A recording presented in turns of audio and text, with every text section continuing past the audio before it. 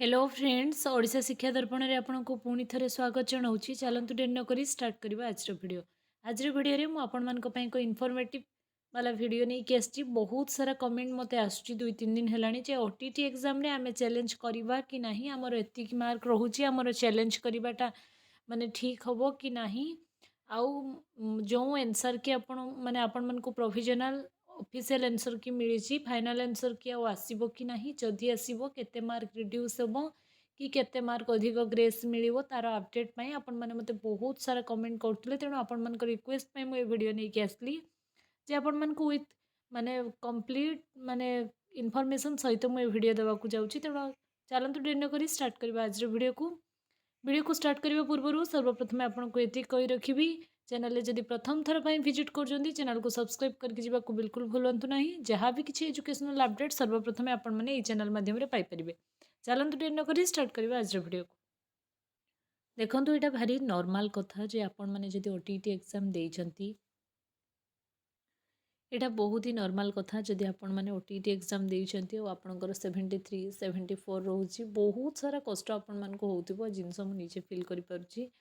आपण मानक भितरे केते सारा कन्फ्यूजन केते सारा डाउट मु आउ दुईटा मार देथिले मोर हे जाई थांदा एमती बहुत सारा आपण मानक भितरे एबे रिग्रेट आसुथिबो आउ टिके एमती कर देथिले हे जाई थांदा आउ दुईटा मार्क मु जदि अधिक एटा गेस कर दे थाने हे जाई थांदा। एबे आपण मानक मन रे या आसुथिबो कि मु चैलेंज करबाटा केते दूर ठीक हबो काहे ना बाहर क्वेश्चन आपनकर 500 अछि जेटा बीएससी सबु थर रखे आउ अनऑफिशियल जो ऑफिशियल प्रोविजनल आंसर कि आपण मानक मिली से क्वेश्चन भूल अच्छी एटा मु भी जानी आपण मैंने जानी तेणु आपण मैंने चाहूबे काले चैलेंज करदे मोर 2-3 मार्क बढ़ी जाता से आपण मैंने मत बहुत सारा कमेंट करते मुझे आपण मान वीडियो बनैली कहीं जर्नी प्रथम रु शेष पर्यंत मुझे सहित कंटिन्यू अच्छी आपण मान हेल्प करवा मोर कर्तव्य बोली मन कली।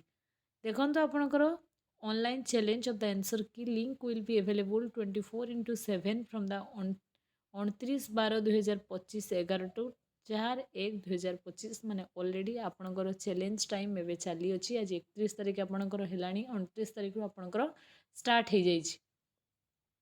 तेणु आपण मानक ओटीटी पास करवा बहुत जरूरी। अपकमिंग रे आपणकर जूनियर टीचर वैकेंसी आसूची और जार 1 मार्क 2 मार्क ओटीटी होनी आपण मानक लगुच तो आपण मानक बहुत कष्ट होउथुबो तेणु आपण माने टिके पेशेंस धरंतु।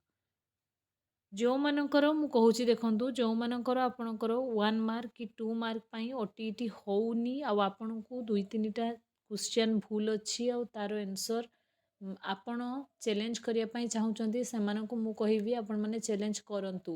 मो मतरे एटा मु मोर पर्सनल व्यू दउची आपरे वीडियो पर आपण को जहा ठीक लागिबो आपण सेया करिवे मु आपण को बाध्यबाधकता करूनी काहेकि ना पार क्वेश्चन 500 अच्छी आ बीएससी आंसर की जहा भी दिए से सब को माने प्रोविजनल पर फाइनल आंसर की केबे आने जदि भी आने चेंजेस रो बहुत चांसेस कम थाए।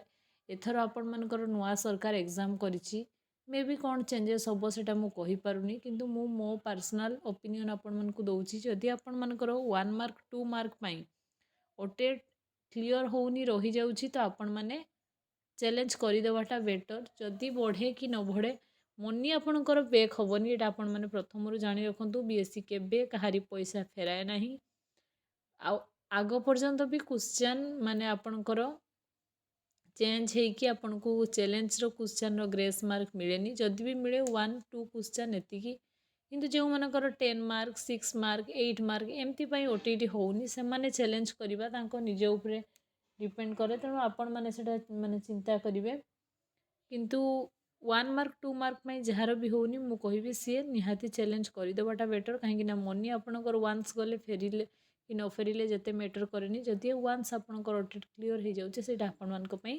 बहुत बड़ बेनिफिट हम। बाकी रहा आपण मैंने चैलेंज करने समय कौ आंसर की को देले बीएससी को रेलिवेंट लगे आपण मानक जेकोसी एक गवर्नमेंट बुक्र माने पिक्चर दवापाई पड़ो आपणकर जहाँ भी किसी माने चैलेंज कला बेले आपण दे माने देखेबे से सब गवर्नमेंट बुक होइथिबा दरकार आइदर डीएलएड बुक दे परिबे डीएल माने सिटी बुक दे परिबे नहले आपणकर जदि ओडिया ग्रामर चैलेंज करछंती क्लास 9 10 बीएससी रो निज बुक दे परिबे ଆପଣ ଯଦି କୌଣସି ବାହାର ଟେଷ୍ଟ ପେପର କି କ'ଣ ଦେଉଛନ୍ତି ସେସବୁ ଜିନିଷକୁ BSc ମାନିବ ନାହିଁ କି ଗୁଗୁଲର ଆନ୍ସର BSc ମାନିବ ନାହିଁ। ତେଣୁ ଆପଣମାନଙ୍କୁ ରେଲିଭେଣ୍ଟ ଜିନିଷ ଦେବା ପାଇଁ ପଡ଼ିବ age A proof with proof ଆକାରରେ। ଏ ଆପଣଙ୍କର ଅପଡେଟ୍। ତେଣୁ ମୁଁ କହିବି ଯେଉଁମାନଙ୍କର 2-3 ମାର୍କ ଲାଗି ହେଉନି ସେମାନେ ଚ୍ୟାଲେଞ୍ଜ କରିଦିଅନ୍ତୁ। ଆପଣଙ୍କର ଆଉ ବହୁତ ଜଣ ମୋତେ କମେଣ୍ଟ କରୁଛନ୍ତି କି କ୍ୱେଶ୍ଚନ୍ ମାନେ ଆପଣଙ୍କର ପ୍ରୋଭିଜନାଲ ଆନ୍ସର କି ପରେ ଆଉ କିଛି ରଙ୍ଗ ହେବ କି?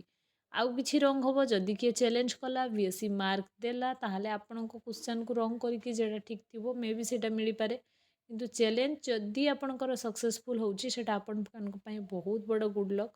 ବହୁତ ସାରା ଛୁଆ 1 ମାର୍କ 2 ମାର୍କ ପାଇଁ କଟିଯାଆନ୍ତି।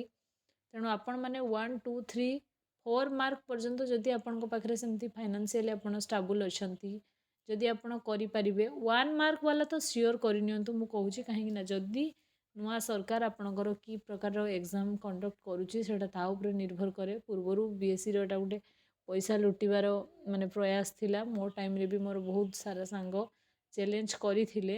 ଯଦି ଆପଣଙ୍କ ମାନେ ମିଡ୍ ପଏଣ୍ଟରେ ରହିଯାଉଛନ୍ତି ଆଉ 1 ମାର୍କ 2 ମାର୍କ ପାଇଁ ହେଉନି ତ ଆପଣମାନେ କରିଦିଅନ୍ତୁ। ଯେଉଁମାନଙ୍କର 6 7 8 9 ମାର୍କ ସେମାନଙ୍କର ଚାନ୍ସେସ୍ ବହୁତ କମ୍ ଅଛି ଆଉ ଏତେ ସାରା ଆନ୍ସର ଆଉ ପେଡାଗୋଜି ଆନ୍ସରର ଚ୍ୟାଲେଞ୍ଜ ହେଇକି ମାର୍କ ବଢ଼ିବାର ଚାନ୍ସେସ୍ ଟିକେ କମ୍ ଥାଏ। କାହିଁକିନା ପେଡାଗୋଜିରେ ବହୁତ ଜଣଙ୍କର ମାନେ ଓପିନିଅନ୍ ଭେରି କରେ, ପାର୍ସନ୍ ଟୁ ପାର୍ସନ୍ ଆନ୍ସର ଭେରି କରେ। ତେଣୁ ଆପଣ ବେଟର୍ ହେବ ମ୍ୟାଥ୍, ସାଇନ୍ସ, ଇଂଲିଶ, ଓଡ଼ିଆ ଏସବୁ ଜିନିଷରେ ଚ୍ୟାଲେଞ୍ଜ କରନ୍ତୁ, ଇଜିଲି ମାର୍କ ପାଇପାରିବେ। ତେଣୁ ଆପଣମାନେ ହୋପ୍ ରଖନ୍ତୁ ଆଉ ଯେଉଁମାନେ 1 2 ମାର୍କ ପାଇଁ ସେମାନେ ଚ୍ୟାଲେଞ୍ଜ କରିଦିଅନ୍ତୁ। ଏଇଆ ଥିଲା ଆଜିର ଅପଡେଟ୍। ଆଉ OTT ରିଲେଟେଡ୍ ଯାହା ବି କିଛି ଆପଣମାନଙ୍କର ଡାଉଟ୍ ଆସୁଛି କମେଣ୍ଟ ସେକ୍ସନରେ ମୋତେ କମେଣ୍ଟ କରିବେ। ମୁଁ ନିଶ୍ଚୟ ଆପଣମାନଙ୍କ ପାଖରେ ମୋ ପାଖରେ ଯଦି ଆନ୍ସର ଥିବ ନିଶ୍ଚୟ ଆପଣମାନଙ୍କୁ ହେଲ୍ପ କରିବି। ଆପଣଙ୍କର ଏ ଜର୍ଣ୍ଣିକୁ ସରସ ଆଉ ସୁନ୍ଦର କରିବା, ଯାହା ବି କିଛି ମୁଁ ଜାଣିଛି ତାହା ଜଣାଇବା ମୋର ଡ୍ୟୁଟି। ତେଣୁ ଏହା ଥିଲା ଆଜିର ଇନଫର୍ମେସନ୍। ଆଜିର ଭିଡ଼ିଓ ଯଦି ଇନଫର୍ମେଟିଭ୍ ହେଇଛି ଚ୍ୟାନେଲକୁ ସବସ୍କ୍ରାଇବ୍ କରିକି ଯିବାକୁ ବିଲକୁଲ ଭୁଲିବେନି। ଫ୍ରେଣ୍ଡ ସର୍କଲରେ ସେୟାର କରନ୍ତୁ, ସମସ୍ତଙ୍କ ପାଖରେ ଏ ଅପଡେଟ୍ ପହଞ୍ଚୁ। ଆଉ ଏଇଟା ମୋର ପାର୍ସନାଲ ଓପିନିଅନ୍ ମୁଁ ଆପଣମାନଙ୍କୁ ଦେଲି। ଚ୍ୟାଲେଞ୍ଜକୁ ନେଇକି ଯଦି ଆପଣଙ୍କର ଯାହା ଡିସିସନ୍ ଆପଣ ନିଜେ ନେବେ, କାହାରି ଇଏରେ ନେବେନି। ତେଣୁ ଆପଣମାନଙ୍କୁ ଯେଉଁଟା ଠିକ୍ ଠାକ୍ ଲାଗିବ ଆପଣମାନେ ସେଇଟା କରିବେ। ଆଉ ଆପଣ ଚେଷ୍ଟା କରିକି ଦେଖନ୍ତୁ ଆପଣଙ୍କ ଲେବୁଲରେ ଯାହା ବି କିଛି ହେଇପାରିବ।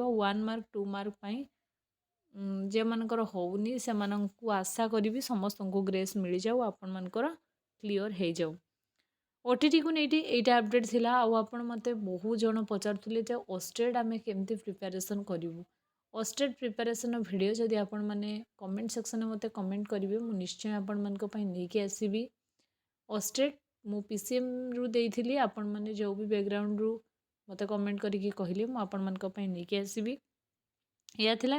ଆଉ ନେକ୍ସଟ ଆପଣମାନେ ସମସ୍ତେ ଜାଣିଥିବେ ଆପକମିଂରେ ଆପଣମାନଙ୍କର forester, forest guard, excise constable, ଆପଣଙ୍କର RI, ARI, ଅମିନ, ଆପଣଙ୍କର ଜୁନିୟର ଆସିଷ୍ଟାଣ୍ଟ ଏମିତି ବହୁତ ସାରା ଭେକେନ୍ସି ଆସିଛି। ତା'ର ପ୍ରିପାରେସନ୍ ପାଇଁ ବି ବହୁତ ଜଣ ମୋତେ ପଚାରୁଥିଲେ।